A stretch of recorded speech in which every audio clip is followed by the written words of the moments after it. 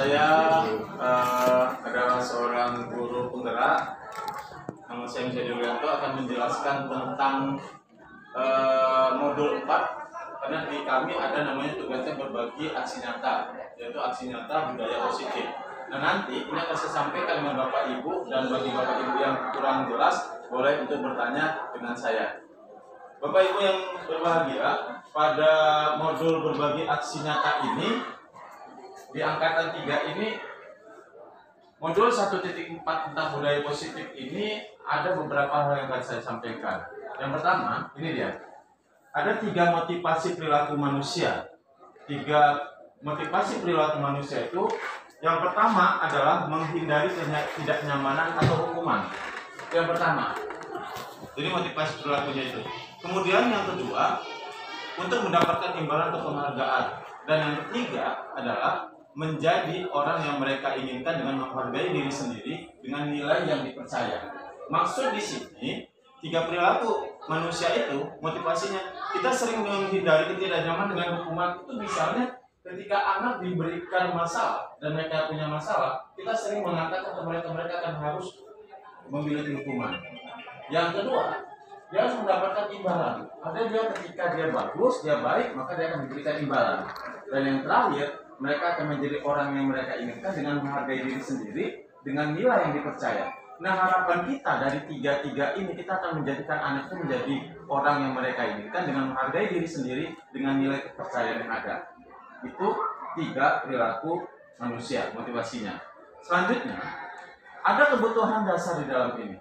Kebutuhan dasar yang ada adalah yang pertama tentang survival, yaitu bertahan hidup. Itu kebutuhan yang diinginkan pertama.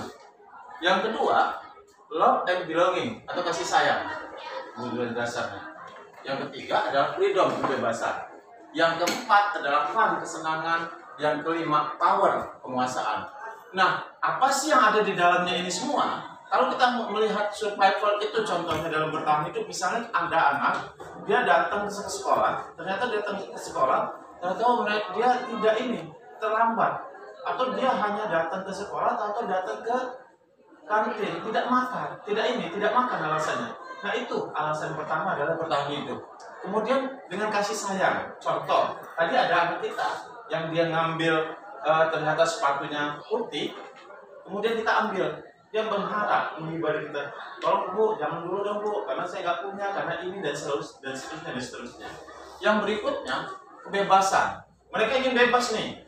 Mereka ingin bebas, gimana caranya supaya ada kebebasan diberikan oleh guru kepada mereka. Selanjutnya ada kesenangan. Contoh kesenangan itu, kenapa kok kamu malah ini membuat orang itu jadi kesal? Karena saya senang Pak, lucu aja melihat dia kalau dia kesal. Itu contohnya. Dan terakhir adalah tentang penguasaan. Contoh penguasaan itu ketika kita lagi mengajarkan, kemudian tahu anak itu melakukan perbuatan mengambil buku orang. Pada waktu dia mengambil, dia kemudian dimarahi. Apa maksudnya? Dia pengen memiliki itu semua. Dan inilah adalah kebutuhan dasar yang ada di dalam kehidupan kita semuanya. Lalu yang berikutnya ada 5 posisi kontrol. Ini 5 posisi kontrol. Yang pertama, kontrol yang berikutnya adalah penghukum. Bahwa contohnya ya, untuk patuhi aturan saya, kalau tidak awas. Atau kamu selalu saja salah. Ini yang sering terjadi di guru. Lalu yang berikutnya, pembuat orang merasa salah. Contoh, ibu sangat kecewa dengan kamu.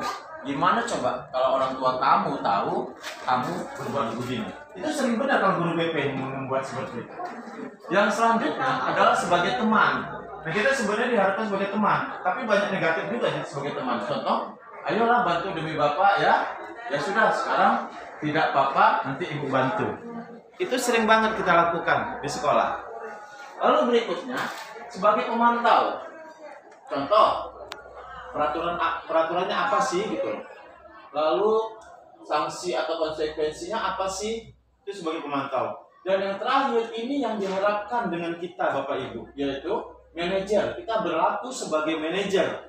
Artinya bahwa apa kesepakatan yang sudah kita buat, apa yang kamu udah lakukan sesuai dengan keyakinan tersebut, lalu apa rencana kamu untuk memperbaikinya. Jadi kita mengharap ke anak supaya dia yang menyelesaikan masalahnya. Ketika misalnya ada anak atau dia terlambat terus, dia harus ikut piket tapi dia nggak pernah piket. Ketika dia piket nggak datang itu, kemudian kan ada temannya nggak senang. Lalu kita nggak bisa langsung ngomong kamu ini nggak benar dan sebagainya. Sebagai seorang manajer harusnya dipanggil tuh anak. Nih gimana nih? Ada masalah apa nih? Oh ternyata biasanya ada masalah. Pak saya sebenarnya ada masalah nih. Apa masalahmu? Masalah saya itu seringkali saya terlambat karena saya sebelum berangkat ke sini saya harus ngantarkan adik saya. Dan itu masalah. Jadi gimana solusinya kalau kayak gitu? Ya saya nggak enak Pak dengan teman-teman. Karena teman-teman saya itu pada marah dengan saya. Nah, jangan kita yang mengambil ini. Konteks itu jangan kita ngambil, tapi serahkan ke mereka. Jadi gimana anak bagusnya? Gimana ya Pak ya bagusnya Pak? Kalau gitu bagusnya gini aja Pak. Mereka yang mengambil solusi. Udah Pak pulang sekolah, saya ini aja Pak. Saya bersihkan dulu kelas itu, kemudian besok mungkin kalau saya terlambat nanti bisa kawan-kawan yang ngepel. Itu salah satu solusi sebagai seorang manajer. Jadi ada 5 posisi kontrol kita, dan inilah satunya sebagai penghukum, yang kedua pembuat orang merasa bersalah, yang ketiga sebagai teman, yang keempat sebagai pemantau, dan yang kelima sebagai manajer. Harapan kita sih sebenarnya kita sebagai guru bisa sebagai manajer. Banyak masalah sebenarnya yang kita hadapi di sekolah kita. Lalu berikutnya, nah ini ada motivasi-motivasi yang ada. Contohnya adalah motivasi itu ada 2, ada motivasi eksternal dan motivasi intrinsik. Jadi di motivasi eksternal itu ada namanya identitas gagal. Kemudian nanti ada identitas berhasil dan sukses. Di identitas gagal itu ada perilaku kontrol negatif dan ada perilaku kontrol positif serta kontrol diri. Nah, perilaku kontrol negatif itu yang tadi saya jelaskan itu ada sebagai penghukum dan pembuat orang merasa bersalah. Nah inilah yang sebenarnya saya katakan bahwa perilaku kontrol yang negatif itu seperti ini. Lalu yang positif itu ada di sebagai teman dan sebagai pemantau. Nah yang terbaik adalah kita sebagai kontrol diri, itu sebagai manajer. Maka di sini contoh ya, kalau guru yang berbuat untuk penghukum, menghardik, kemudian menunjuk-nunjuk, menyakiti, menyindir, itu yang tidak baik sebenarnya di sekolah kita. Lalu yang berikutnya, membuat orang merasa bersalah, berceramah panjang lebar ke anak, kemudian menunjukkan kekecewaan yang mendalam. Sering kan kita mengatakan kayak gitu ke anak, padahal itu tidak baik banget. Lalu yang berikutnya, sebagai teman. Nah, sebagai teman ini membuat alasan-alasan murid-muridnya. Kita seringkali sebagai teman akhirnya kita membantu. Itu negatif juga sih sebenarnya. Tapi ada baiknya dibanding kita sebagai penghukum atau membuat orang bersalah. Yang selanjutnya adalah sebagai pemantau, yaitu menghitung dan mengukur. Lalu yang terakhir sebagai manajer, yaitu mengajukan pertanyaan-pertanyaan. Jadi manajer itu mengajukan pertanyaan itu solusinya bukan kita, tapi solusinya adalah mereka sendiri. Lalu yang berikutnya, dari guru berkata, kalau misal sebagai penghukum, tadi dikatakan ada menghardik, menunjuk, kemudian menyakiti dan menyindir. Kalau kamu tidak melakukan, saya akan bla bla bla. Itu sering seperti itu. Lalu yang berikutnya, hasilnya akan didapatkan seperti ini. Hasilnya membuat anak itu memberontak, kemudian mendendam, menyalahkan orang lain dan sebagainya. Inilah bentuk-bentuk yang sebenarnya salah di dalam bentuk kontrol negatif sebagai penghukum. Lalu kalau bisa kita bercermin pada pembuat orang merasa bersalah. Tadi dari kegiatan guru berbuat itu adalah berceramah, menunjukkan kecewaan mendalam. Contoh, kamu sudah mengecewakan bapak ibu. Kemarin udah disampaikan, nggak usah datangnya seperti itu, nggak usah keluar dan sebagainya. Itu sering kita sampaikan. Kemudian tahu hasilnya, menyembunyikannya, kemudian menyangkal dan berbohong. Sering kan anak kita akhirnya berbohong. Iya Pak, tadinya saya ini. Kenapa kamu kantin? Iya Pak, tadi saya ke kantin karena saya lapar. Padahal bisa jadi dia tidak suka di pelajaran. Harusnya kita cari informasi yang sebesar-besarnya apa yang terjadi di sana. Lalu yang berikutnya, kalau dia sebagai teman, nah ini akibatnya ketika kita membuat dia alasan-alasan untuk muridnya, siswa kita menjadi ketergantungan dengan kita. Ketika kita nggak ada, dia jadi bingung nih. Jadi kita dukungannya. Hari ini misalnya tahu anak-anak itu pokoknya tenang kalau ada apa-apa sama Pak Jadir. Ketika esok hari itu terjadi dan Pak Jadir nggak ada, dia nggak ada tempat untuk menceritakan kisah dia, dan dia serba ketergantungan dengan kalau dia wali kelas ya wali kelas, kalau sebagai BP, kalau dia guru umum ya ketergantungan dengan guru-guru itu. Kemudian sebagai menghitung dan mengukur, ayo apa peraturannya, pemantau, apa konsekuensinya atau sanksinya. Kalau misal kamu pakai sepatu apa ini konsekuensinya, dan itu nggak benar itu. Kemudian apa yang telah kamu lakukan, apa yang terjadi sekarang, dan ini semua akhirnya dia akan menyesuaikan bila diawasi. Nah ini jeleknya, kalau dipakai pemantau ini, dia selalu kita pantau, ketika kita nggak pantau, dia jadi nggak benar nih.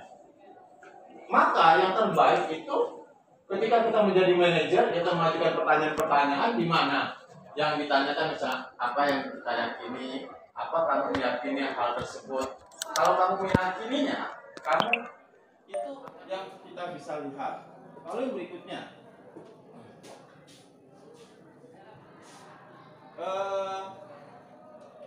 ini dia aksi nyata modul 1.4 upaya positif dengan membuat kesepakatan kelas.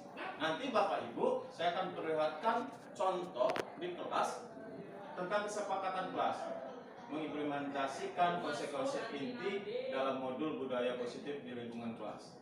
Nah, nanti tujuan dari aksi nyata yang saya lakukan yang pertama adalah menciptakan suasana kelas yang nyaman bagi semua siswa. Itu tujuannya, kesepakatan kelas.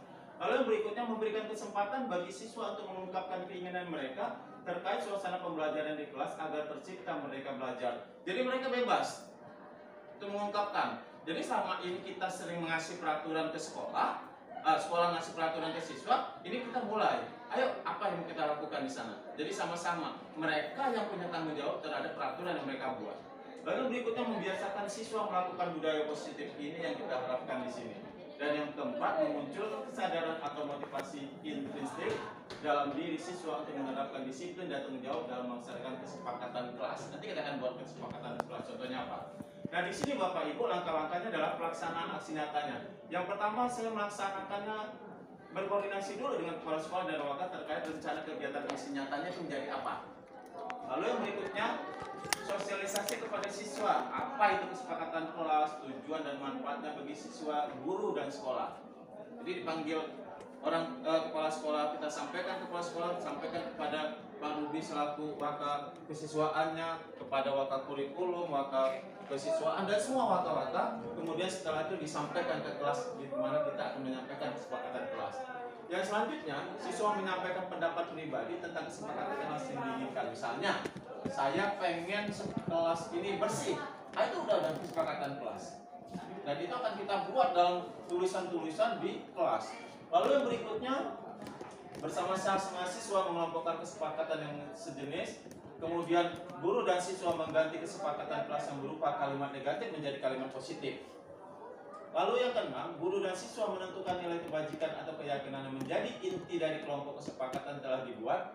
Yang ketujuh, guru dan siswa meninjau ulang kesepakatan yang telah dibuat, menyetujui dan menandatangani kesepakatan tersebut, baik guru dan semua siswa. Nanti kesepakatan kelas itu kita buat, kemudian nanti udah selesai, fix, baru tanda tangan sama siswa, dan kita juga akan menandatangani.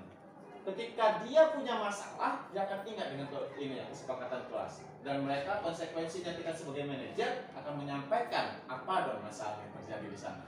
Lalu yang berikutnya, guru dan siswa melakukan sosialisasi kesepakatan kelas dan berjanji menerapkan dalam kelas. Nah ini janji yang diharapkan di sana.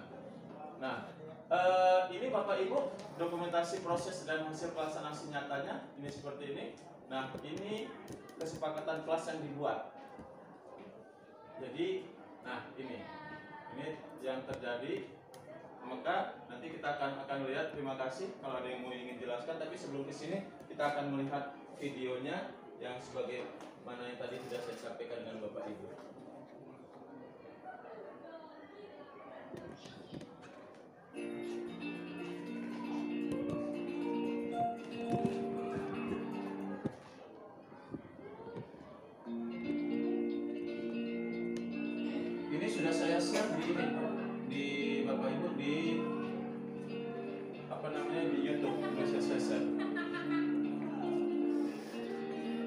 berorganisasi dengan kepala sekolah, kemudian sosialisasi dengan siswa, kesepakatan kelas bagaimana, kemudian menyampaikan pendapat pribadinya siswa, lalu sama-sama siswa dan guru untuk mengganti kesepakatan kelas yang negatif jadi positif bahasanya, kemudian menentukan nilai kebajikan, meninjau ulang kesepakatan, kemudian melakukan kesepakatan dan untuk berjanji untuk menerapkan. Dan ini contohnya.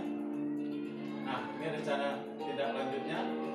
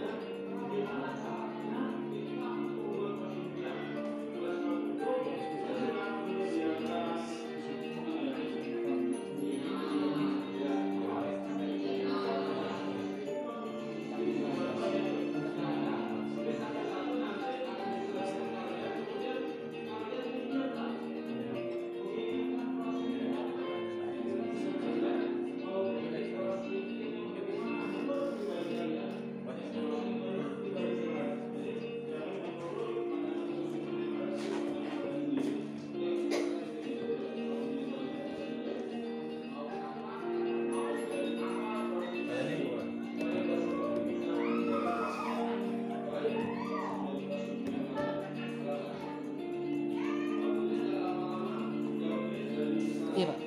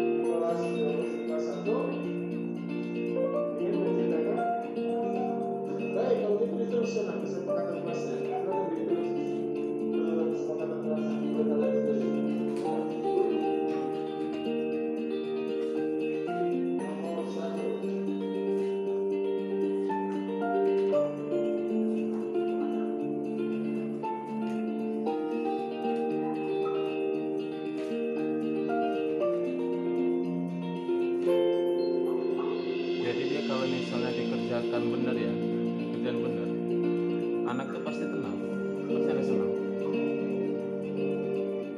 Tapi kan masalahnya kita seringkali nggak melakukannya karena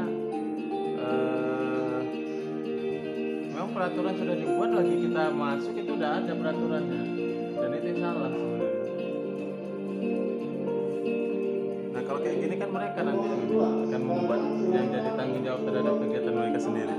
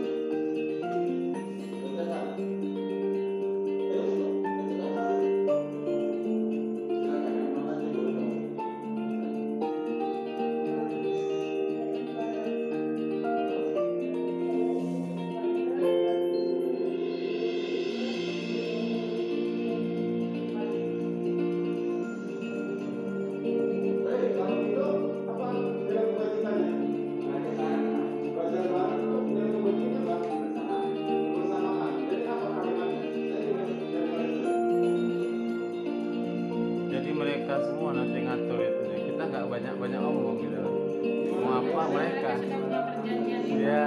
Mereka yang punya. Kalau mereka melanggar itu saya Gitu.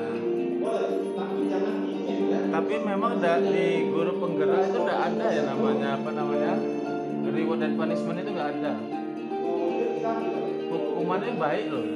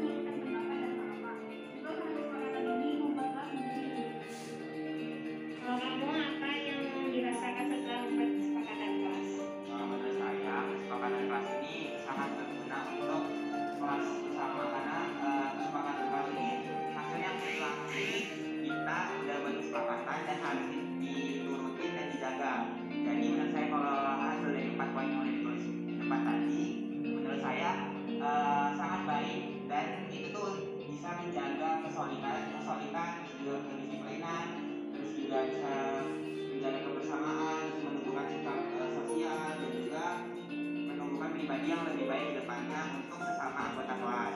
Dan 4 poin ini sangat penting untuk menjaga relasi antara guru dan siswa sebagai pendidik dan yang dididik. Jadi menurut saya kesepakatan kelas ini sangat aman, berguna bagi kita sebagai anak-anak. Ya. Kalau menurut kamu, apa yang kamu rasakan setelah membuat kesepakatan kelas? Saya pribadi sangat menyukai kesepakatan kelas yang dibuat. Karena setelah membuat kesepakatan kelas ini saya merasa Jabar Sipa 1 itu lebih kompak dan juga lebih solid. Dan juga kedepannya untuk lebih baik lagi ya saling mengerti. Menurut kamu, setelah dibuat kesepakatan kelas ini, kamu merasa apa? Kalau kamu setelah dibuatnya kesepakatan kelas ini, kamu merasa bagaimana?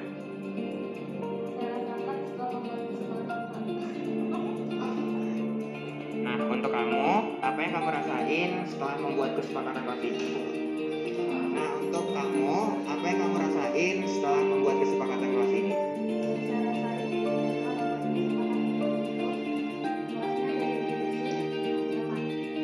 Terima kasih. Agak beruntung ya saya sama ini.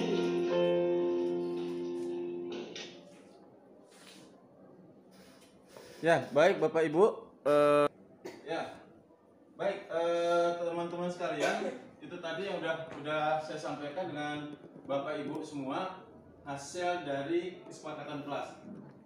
Pastinya saya yakin pasti ada pertanyaan dari Bapak Ibu yang berhubungan dengan kesepakatan kelas yang di dalamnya terkandung budaya positif. Dipersilakan yang mau bertanya Bapak Ibu. Silakan. Mbak, silakan Mbak. Saya Pak. Silakan. Tadi kan ada tentang manajer ya Pak ya. Kita harus berperilaku sebagai manajernya. Nah, terus buat kesepakatan kelas tadi ada standarnya atau enggak Pak? Nah, tadi kan contohnya kan itu termasuk dengan kelas yang bagus ya Tapi Pak ya. apakah memang Siswanya ada sebuah mau ide menuruti untuk merubah? Ya. siswanya tadi mau menuruti gurunya gitu ya. Iya. Nah, gimana sikapnya gurunya untuk membuat kesepakatan kelas kalau kelasnya itu memang benar-benar karakter anaknya itu di luar batas gitu loh Pak. Misalnya dia nanti buat kesepakatan kelas ternyata dia buat kesepakatan yang nyeleneh-nyeleneh. Itu bagaimana cara menyikapinya? Ada standarnya kah atau ada batasannya? Ada batasannya atau ada standarnya gitu Pak? Baik, terima kasih Bu Riza. Pertanyaannya tuh sebenarnya kalau ditanyakan apa sih kesepakatan kelasnya itu, yang inti sebenarnya inti di sana kita kan sebagai manajer tuh. Kalau kita sebagai manajer gimana caranya semua dimintakan ke anak. Nah, ketika tadi dikatakan ini kalau sekolahnya bagus nggak masalah. Ketika sekolahnya ada masalah seperti itu, diingatkan dulu. Kita harus mengingatkan dulu bahwa tujuan utama kita adalah memberikan kesepakatan ke mereka. Tujuan utamanya gitu. Kasih mereka tuntunan dulu bahwa kita memberi kesepakatan untuk kalian. Tinggal pilih, apakah mau mengikuti peraturan sekolah yang dengan tekanan yang mungkin luar biasa, atau mau dengan dari mereka sendiri peraturan itu. Yang pasti mereka akan mengikuti maunya mereka. Dan maunya mereka itu tolong diingatkan juga di sana. Maka di sana ada namanya kelas impian Ibu Riza. Ada kelas impian baru kesepakatan kelas. Kelas impiannya apa? Saya pengen kelas ini nggak ribut deh gitu loh. Nah, itu udah impian tuh. Saya pengen kelas ini bersih. Kadang di sorotan laci itu banyak kotoran. Saya pengen supaya bersih sorotan. Nah, itu adalah kelas impian yang diharapkan. Saya pengen sama-sama menjaga kebersihan dan sebagainya dan sebagainya. Dan itu semua bisa kita lakukan ketika anak yang kita suruh. Jadi nggak ada dari sama sekali sebagai manajer, tidak ada sama sekali kita yang memberikan. Ayo kalian harus mengatakan bersih ya, kalian harus mengatakan ini harus sehat ya, nggak seperti itu. Jadi kita sebagai manajer harus seperti itu, membuat siswa itu menjadi mengikuti maunya mereka sendiri. Muridnya seperti itu. Jadi di sini nih tadi dikatakan di sini tadi manajer, nah ini apa kesepakatan yang sudah kita buat, kemudian apa yang kamu lakukan ini sesuai dengan keyakinan tersebut, apa rencana kamu untuk memperbaikinya. Jadi si anak yang ditanya, jangan kita yang memberikan fokus di sana. Insya Allah kalau di sekolah kita bisa terjadi seperti itu, karena kelas sekolah kita termasuk Kita kan akreditasinya udah baik nih, termasuk untuk inputnya, karena kita dianggap sama secara keseluruhan, insya Allah bisa untuk menyelesaikan itu. Mungkin itu jawabannya Bu Riza. Mungkin ada Bu Lia, Bu Mary, cukup. Baik, kalau seperti itu mungkin ini yang bisa saya sampaikan kepada Bapak Ibu. Terima kasih atas waktunya, dan perlu diingat kembali bahwa ini semua adalah untuk kebaikan anak, karena tujuan utama kita adalah memerdekakan siswa, merdeka belajar, membuat anak itu bebas dalam tanda kutip. Kita menuntun bukan menuntut, kemudian kita menjadikan anak itu sesuai dengan harapan mereka, karena harus kita ingat anak memiliki keunikan sendiri dan kita harus sesuai dengan kodrat alam dan kodrat zaman. Dan semoga 5 posisi kontrol yang sudah sampaikan itu akan membentuk jiwa kita jadi lebih baik, dan budaya positif yang kita inginkan di sekolah ini menjadi lebih baik. Itu yang bisa saya sampaikan. Mohon maaf atas segala kekurangan. Saya tutup. Billahi taufiq wal hidayah. Wassalamualaikum warahmatullahi wabarakatuh.